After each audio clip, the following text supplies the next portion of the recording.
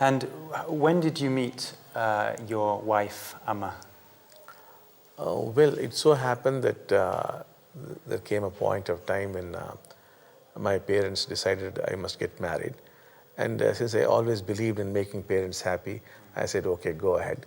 In India, we have this tradition of parents selecting the bride or the bridegroom, making them meet and talk. So it so happened that some family friends made us meet. And the moment I saw her, I knew that she was to be my soulmate, and she also felt the same way. And she had all the years been praying that she must marry God. So somehow she felt that this was the man she should marry. And there was no second thought. And then we got married. What about for Amma? Did she pass through a process of having self and becoming enlightened, or was it like for you? Yes, in Amma's case also, the obsession was just wanting to get married to God. Because this kind of thing does exist in India. And that being the case, she was very different from other women. So in a sense, we can say she also was in a different state of consciousness, not the normal state of consciousness. Because her only obsession was with God. She used to get up very early in the mornings, go to the river banks, do prayers, do the rituals. She was doing nothing else but that. Well, children of her age were trying to become doctors and engineers. She wasn't doing all that. She was only focused on getting married to God and her rituals and prayers. It has now become a sort of tradition in that village now to do some rituals which she performed in order to get a good husband. And then, after you were married, did you right away start the school, or did you have some other life first? No, when I got married, I was working with a public sector organization. And after I got married, I resigned the job and started the school. I was waiting for her to come into my life to start the school. But once this phenomenon broke out, the school became so famous that it nearly became impossible to run the school anymore. And we had to focus on our spiritual work, so we shut down the school. Yeah. And now we help other schools do this kind of work. And so what happened next? Was that when the Dasas began at that time? What happened, the school closed down as an academic institution, and it became an ashram for spiritual work, and the Dasas emerged. Perhaps you could explain what is the meaning of the word dasa for someone who's not knowing this. The Indian tradition, anyone dedicating himself for spiritual work is very often called a dasa. So some children decided to stay back. They didn't go back home. They wanted to stay on with the school. So these children were called the acharyas. And complete freedom was given to them to go around and spread the work and to recruit people for the work. These became models, and seeing them, people were inspired to become like them. They came and joined the movement. And these acharyas trained those people and called them the dasas.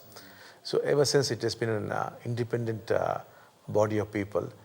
They make the rules, they manage their affairs, and they do everything about themselves by themselves. I and Amma, we have nothing to do with it. I understand that there was some years in the 1990s when the Dasas were traveling in India and teaching, and you were very much away from the world and people did not see you. Yes, after the school was closed and the order was established, we went away to live in the city. Oh, you did? Yes. You were not living in Jivashram? No. I see. We went away to lead our own quiet life. And occasionally these people would come and meet us. I see. And we would give them some advice and suggestions, that was all. I see. And how were you spending your day then, living in Chennai? Well, I used to go for walks on the beach and spend time talking with Amma or with Krishna, that was all. And these people would go out and do the work. I see. So once in a month or so, I think they used to come and they used to give me a report as to how things are going. I was just leading my own quiet life. I see. And then I was not meeting the public or anybody. I see. I preferred to go for my evening walks. Yes. Spend time by the beach. Yes. And I had a good time. What was the reason for that phase, Bhagavan? I always felt that there was no need for me to come into public life. That I could, because I'm a married person, and I thought I could quietly live my life. And that the Dasas could do all this work. So there was no need for me to really meet the public and talk to them. But because of certain political situations, I had to actually come out and meet the public. Do you mind me asking what prompted that? What was the situation that caused you to come out? The situation was because I was not meeting people, I became some kind of a mystery. And all kinds of rumors were floating, and the government felt extremely uncomfortable. So the government said, if you continue to remain a mystery, there will be a lot of problems. So come out into the open, you know. So I had to come out into the open. And then I know that some courses started later in another area of Satyaloka, that I believe that the school was renamed Satyaloka. And then there were some big buildings made there. Big buildings, yes. What were those courses in those early times? The kind of courses that we now do here, they were being held there at that time. So there were, I think, 3-day courses, 6-day, 10-day courses, all kinds of courses were going on, which these people used to conduct. And this was only Indian people, or also there were Westerners? There were also Westerners. Yes. There were Indians and Westerners, both used to come there. And how has everything unfolded since then? Because even when you came back into public life, I think it was towards the end of the 90s, but there's still been a tremendous explosion of your work since then. How has this happened? Most of the work has been done by these acharyas and dasas. While I did not meet the dasas for the first 5 years, these acharyas used to come home and meet me, and they would discuss their problems, and they would seek guidance from me, and I would provide that.